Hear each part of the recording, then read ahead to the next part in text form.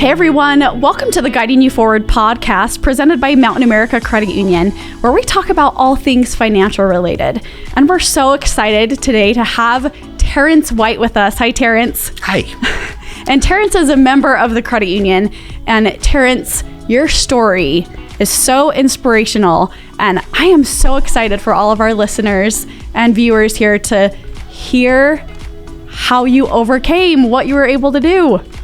Well, thank you for having me. Yeah, absolutely. So tell us a little bit about yourself. So, I'm Terence. I'm from Goshen, Utah.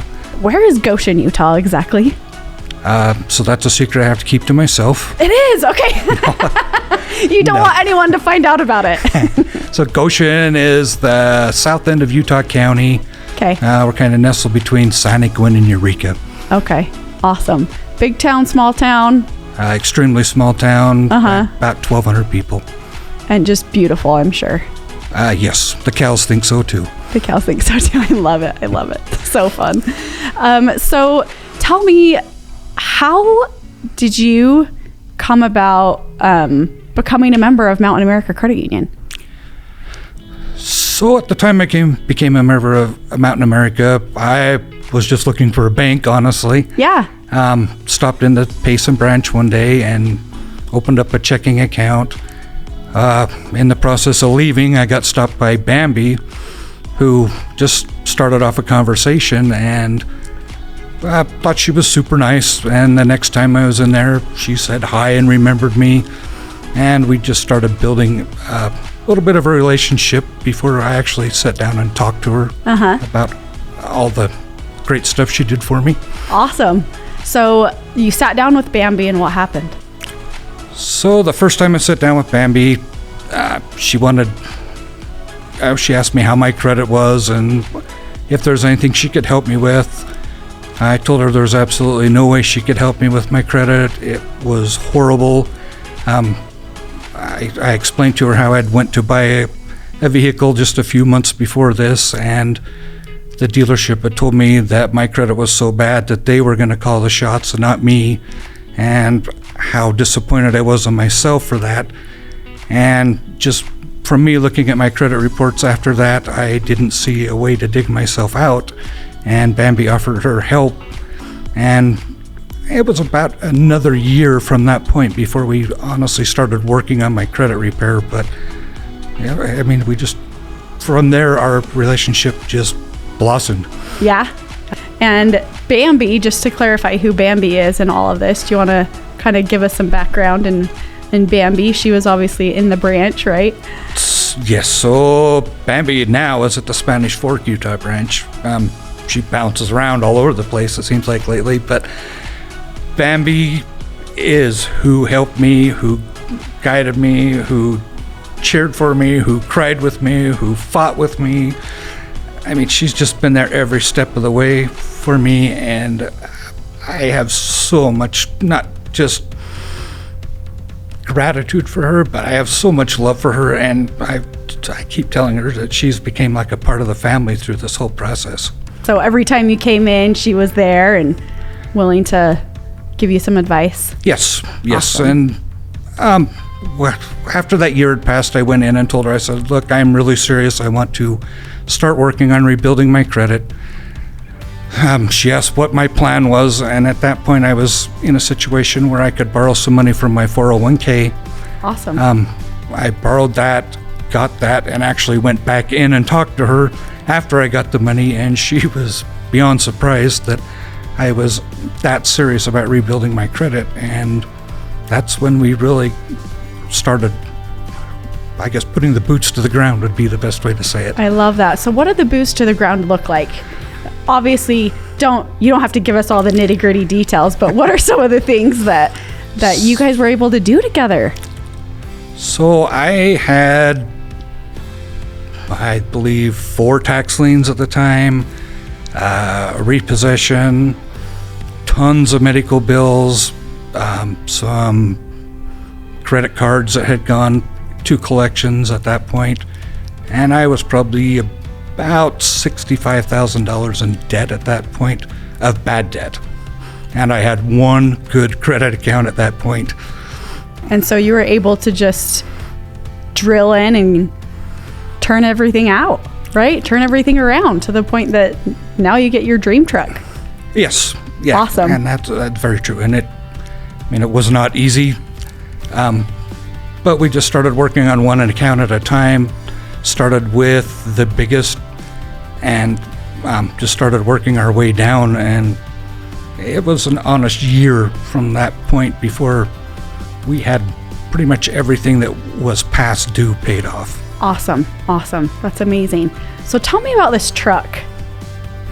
I want to know, like, because I just so happen to have a husband that is, his truck is what we call the pre-baby crisis. So before we had children, he got his dream truck because he knew after that it was not going to happen. And he, washes it every week, right? Spends 2 hours washing it every week. Sometimes I feel like he loves his truck more than he loves me, Terence. I would just say my wife feels that way right now sometimes too. No. Oh. So, I've worked my way up over the last 4 years just since I've been rebuilding my credit, but what I have now is my dream truck. I have a 2017 Ford F-350 King Ranch Super Duty that is everything and then some of what I wanted, and every time I get in it, still, I've had it about 6 months, I still feel like I'm dreaming every time I sit in it to drive it anywhere. It's just still unreal to me that I was able to walk into a dealership and walk out with something I truly wanted. That's awesome. I love that. And so how has going through this journey improved your life overall? What would you say?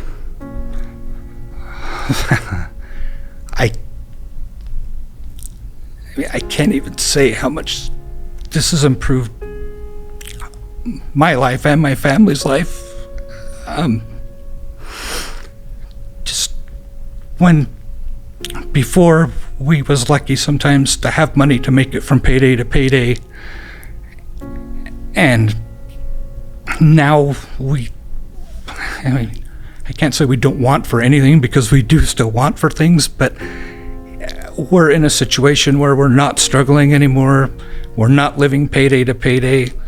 We're able to do the things we want to do now when we want to do them, not having to plan months and months in advance.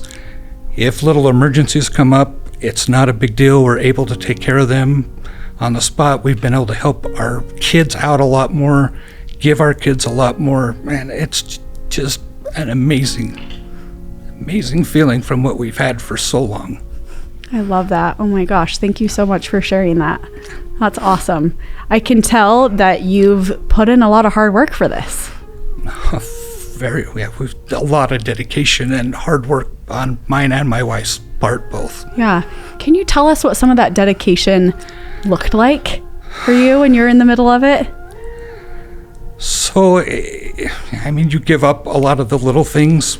Eating out is not an option. Traveling is not an option.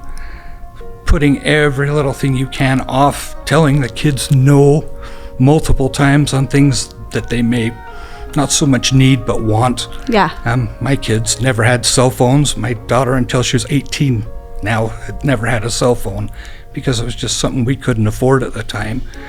And it's hard, and you constantly have to talk to each other and reassure each other that what you're doing is the right thing. And I think the reward at the end of the journey is probably what makes everything finally seem worthwhile, because sometimes in the moment it doesn't seem like it's worth it. Yeah, absolutely. And good grief. I bet your daughter's so much better off for not having a cell phone. I'm not sure about that, but she would say yes. She would say yes. Oh, good. That's awesome. That's awesome. So what would you say for those that are out there maybe in a similar situation, as you were in? What advice do you have? So my advice is, take the first step. Just go in and talk to someone. Yeah. Whether it's, even if it's just family at first, to talk to someone to kind of get an idea that that what you want to do is doable. And I mean, don't ever underestimate yourself. Don't ever think there's not a starting point, because there always is. Like I said, I was in a unique situation when I started that I was able to get a big jump start right off the bat with a loan out of my 401k, and I know not everybody has that opportunity, but just having somebody guide you and help you and cheer for you.